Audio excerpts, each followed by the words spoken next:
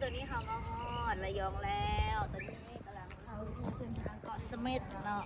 ไปเลยที่พาไปเบิ่งทะเลบ้านเพิ่นบ่คือทะเลบ้านเฮาเด้ทะเลบ้านเฮานี่แม่นจะเป็นน้ำงืมเนาะ เป็นน้ำงืมเนาะโอเคนี่บ่บรรยากาศตอนนี้กำลังเข้าไปอากาศดีเย็นลมเย็นฟ้าก็อำนวยความสะดวกเนาะมื้อนี้บ่มีฝน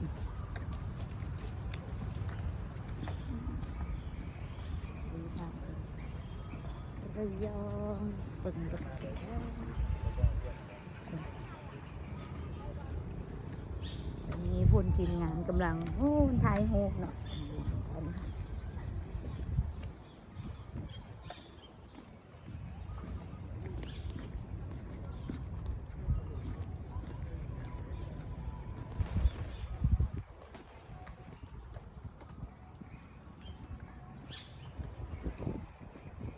มันจะเป็นฟังท่าเหือใหญ่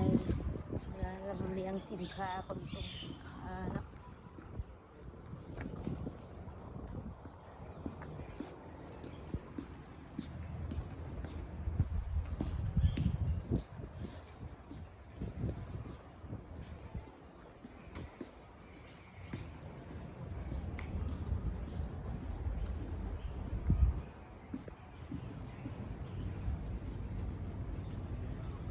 จะได้สิเป็นบ่อนทางงาบ่อนรถเงามาหับผู้โดยสารไปเที่ยวเกาะ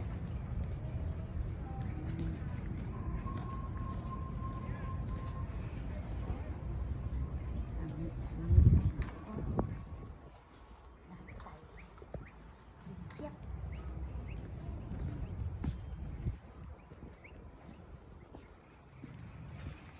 ทางโต๊ะอย่างนี้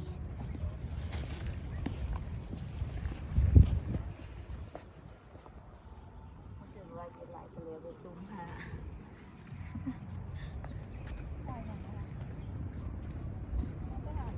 ท้องฟ้าแจ่มใสกล้องงามๆเลย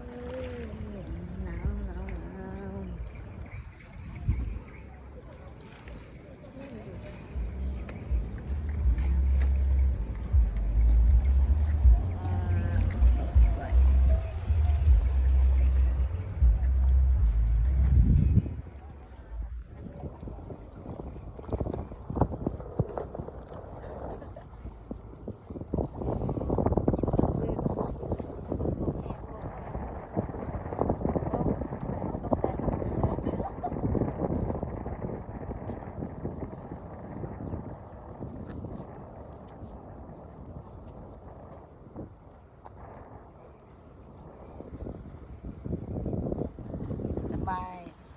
มือกล้องเราตกน้ำเด้อ